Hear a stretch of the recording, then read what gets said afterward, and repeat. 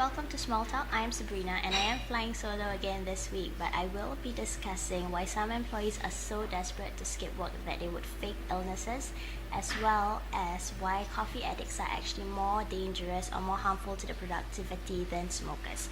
But first off, as it turns out, the most desirable companies for business graduates are technology giants and renowned consulting firms. So no surprises, Google took the top place for the fifth year running, and respondents of the survey actually said that having things like extensive training programs are very attractive for them when looking for a new job.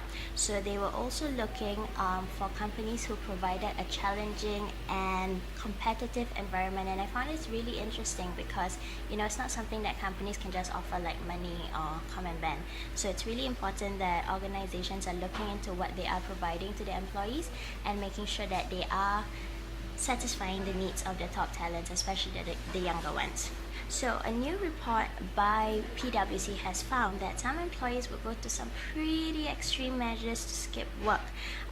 83% of global employees actually said that they would fake an illness so that they could not go into the office, and a worrying 2 in 5 actually said they would fake the symptoms prior to taking the sick leave to appear more credible. 5% said that they would even do things like bring crutches to be more realistic. So it just makes you wonder how bad the working conditions really have to be for people to go to that extent. But speaking of job satisfaction, if you haven't managed to catch this week's HR TV, I actually spoke to Sony and Google, and they were sharing their tips on employee satisfaction and engagement. So Google has a pretty interesting program called One Simple Thing, and this really just helps employees achieve not only career goals but also personal goals as well. So what you can do is you can head on over to our blog where the video is and check it out to see what else you can do or what you can apply to your company.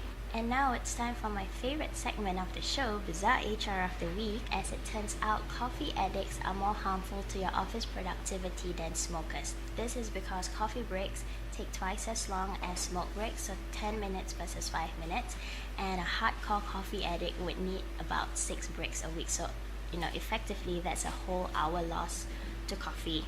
But I don't know, I personally think that smoking still has more bad effects, but I'm not a doctor, so don't take my word for it. But let us know if you're a coffee addict or if you're a smoker or if you're both.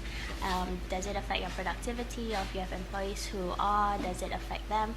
So let us know. You can drop us a note on our Facebook page. You can just go up there, be a fan, and leave a comment, or you can follow us on Twitter as well for all the latest news and updates. So our biggest story this week is about how Unilever's HR boss believes that the supply of skilled talent in Asia has to keep up pace with the economic growth. According to John Nolan, the Senior Vice President of HR in Unilever for Asia, Africa, Central and Eastern Europe, companies with a longer term view on investing in talent and coaching them will actually not only have better retention rates but also a more engaged workforce. He added it is also important that employees feel as though the organization is investing in their interests and feel as though they're not only pursuing a career but also have a chance at impacting the world and the community, so the greater picture.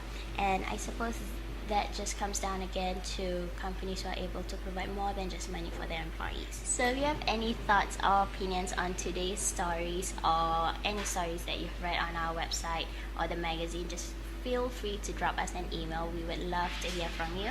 And don't forget to get your hands on a copy of the July issue, which is out in stock. It has a story in there about how exit interviews can actually be really helpful to your retention and also your attraction strategies. So I will see you next week. Thanks for watching. Bye.